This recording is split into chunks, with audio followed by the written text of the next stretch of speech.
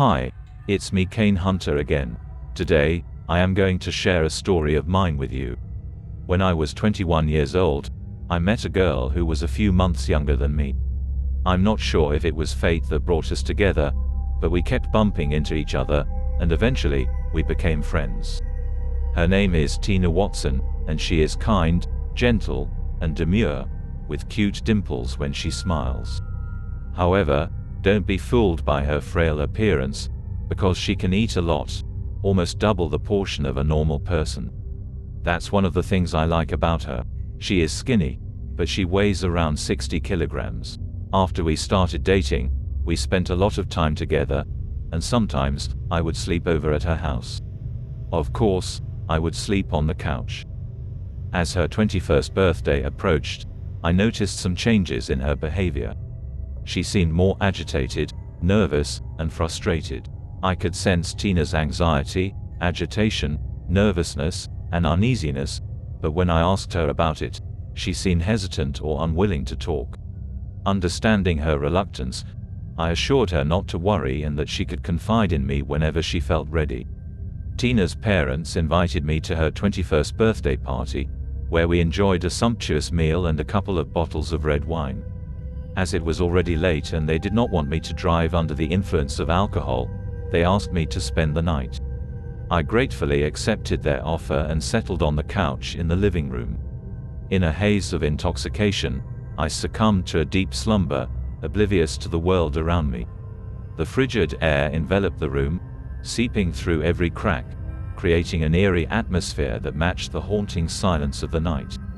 It was in this ethereal state that I sensed a presence, a weight settling upon the couch beside me. Struggling against the weight of exhaustion, I battled to pry open my heavy eyelids, feeling a palpable sense of dread crawling up my spine. Slowly, my blurred vision began to clear, revealing the figure of Tina, her back turned towards me. The dim light cast eerie shadows upon her silhouette, intensifying the aura of mystery that surrounded her. With a voice laden with both urgency and apprehension, she initiated her confession, as if unburdening herself of a heavy secret she had long carried. As her words drifted through the air, a chill ran down my spine, as if the very atmosphere itself had frozen in anticipation. And then, in a bone-chilling twist, Tina's head spun on her neck, a grotesque 180-degree rotation, accompanied by the sickening sound of cracking bones. Overwhelmed by an inexplicable mixture of astonishment and terror, my mind recoiled, unable to comprehend the chilling sight that unfolded before my eyes.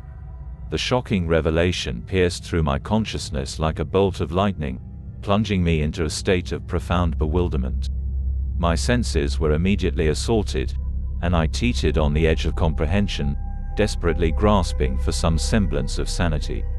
As the gravity of the scene sank in, my senses revolted against the grotesque reality I had witnessed. The world around me blurred and distorted, fading into a suffocating darkness as my consciousness succumbed to the overwhelming shock. The last fragments of clarity dissolved into an impenetrable abyss, and I blacked out, consumed by a profound sense of disbelief and an unrelenting surge of emotions that threatened to engulf me entirely. As I woke up, I felt a shiver and noticed that my t-shirt was drenched in sweat, sending a chill down my spine. I suddenly remembered Tina and wondered where she was.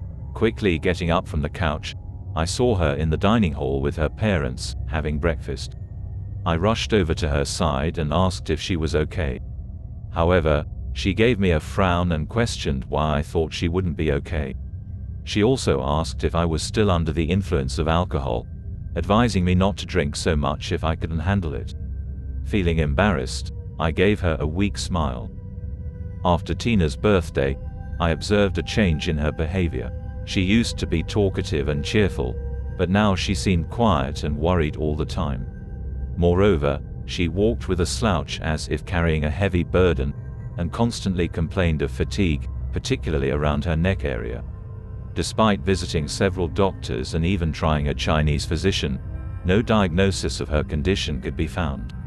We even saw specialists, but the results were the same, and nothing was found to be wrong with her.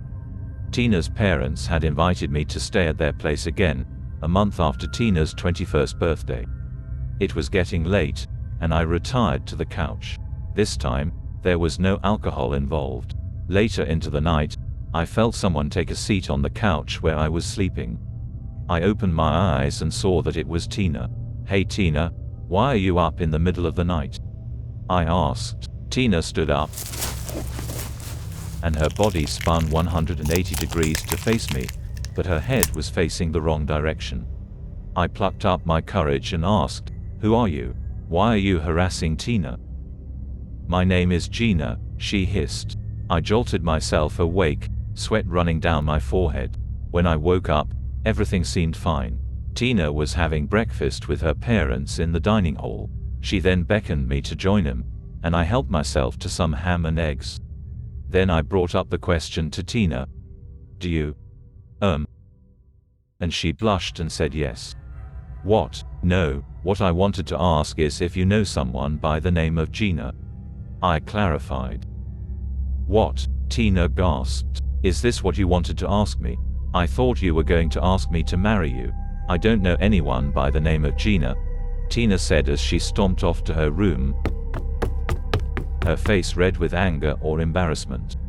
As I turned and looked towards Tina's parents, I saw tears welled up in their eyes, but they refused to let me in on anything. I had a feeling that something was not right. Based on the information I obtained from Tina, I knew she was born at Thomas Edison Memorial Hospital in downtown in the early 80s. Therefore, I decided to visit the hospital. The nurses refused to give me any information. They could only disclose a patient's medical history to immediate family members. Despite this, I managed to sneak into the data storage room, which had accumulated a thick layer of dust on the tabletops and cabinets.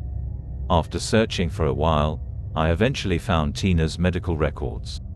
While going through Tina's medical records, I discovered something intriguing. She was actually born as a twin who shared one heart. According to the records, the other baby's name was Gina. Upon the surgeon's suggestion, the heart was given to the healthier baby, Tina, as she was in better condition to survive. With their parents' consent, the heart was given to Tina. I returned to the Watsons and asked to stay another night on their couch. Everyone retired early that night, but as it neared midnight, Tina sat on the couch again.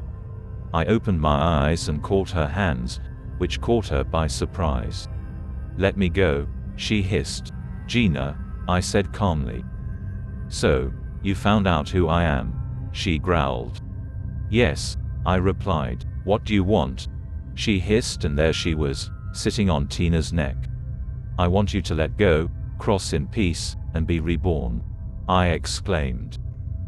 "No, I don't want to leave, and it's not my choice to die," Gina protested. "If you hang on like this, you will dissipate. You are just a form of energy now. Let me help you cross over," I explained to her. Tina collapsed and Gina turned into a ball of light. Amidst the chilling air that hung heavy with anticipation, I found myself standing in a place that exuded an otherworldly atmosphere. The surroundings seemed frozen in time, as if the very essence of the place held its breath, awaiting the unfolding of an extraordinary event. As I began to recite the ancient verse I had gleaned from the weathered pages of the tome within Hudson Mansion, an eerie hush settled upon the scene.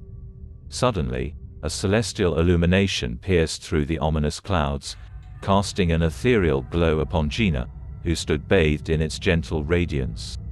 The interplay of light and shadow danced upon her figure, accentuating the tenuous connection between the mortal realm and the realm beyond. It was as if the very heavens had acknowledged the incantation, responding with a luminous ray that acted as a bridge between two worlds. Yet, as the ray touched Gina's ethereal form, a struggle ensued. Her spirit, entangled in the grip of its earthly attachments, resisted the inevitable separation from the mortal coil. The air crackled with a palpable tension, and an indescribable sorrow mingled with the lingering hope in Gina's eyes. However, as the cosmic forces gently tugged at her essence, she relinquished her resistance. With a profound sigh of surrender, Gina's struggle ceased, and a bittersweet tranquility settled upon her countenance. With a serene smile, she cast one final gaze in my direction, a wordless acknowledgement of our shared journey. Embracing the luminous ray, she embarked on a celestial ascent, the melody of her departure reverberating through the sacred silence. Tina's parents carried her to her room.